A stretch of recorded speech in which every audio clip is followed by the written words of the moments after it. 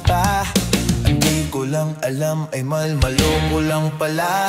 Bumanat siya sa'kin, bil mo ko nyan, bil mo ko nun. Nagtuturo na siya, hindi pa kami on. Upang di mahalata, siya ay nagpayabang. Nagmimene, siya tuad daw siya sa alabang. Ako ay umakbay, mahigpit na mahigpit. Naglalaway sa palda niyang hapit na hapit nang ako'y makalinga. Di ko siya matagpuan, ubos ang aking money, di ko pa nahalikan. When the night has come at pinatay ang ilaw, oh madalas lumalabas, lumalabas, lumalabas banyo queen. Kaya doon sa bar ako'y kanyang inaya. Inom daw kami at siya ang taya. Kaya't kaming dalawa uminom ng beer. Inangat ko ang magatang sabi niya sa'kin cheers.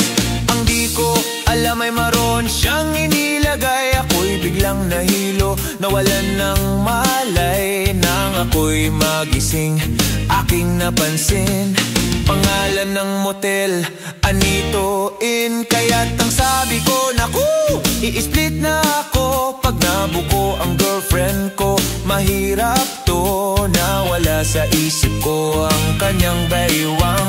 Nang nakita ko siya, naka-underwear lang. When the night has come at pinatay ang ilaw, oh madalas lumalabas, lumalabas, lumalabas banyo queen. Kami ay nagtawanan at nagkwentuhan. At doon sa sofa kami ay naglalampungan ng ginaw. Para akong nasa roponggi. Pinatay niya ang ilaw, then binuksan ng VCD.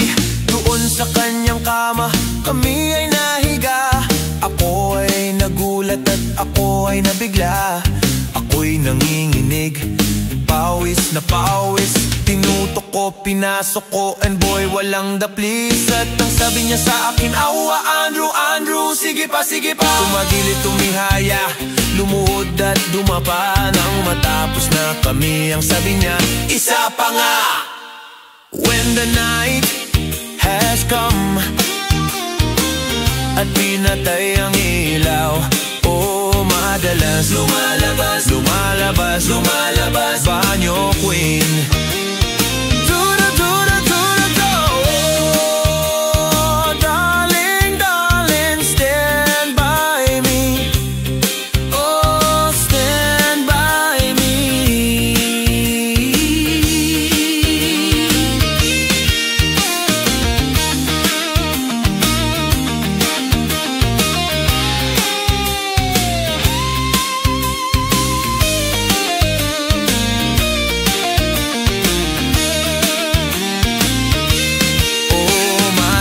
Lumalabas, lumalabas, lumalabas banyo queen.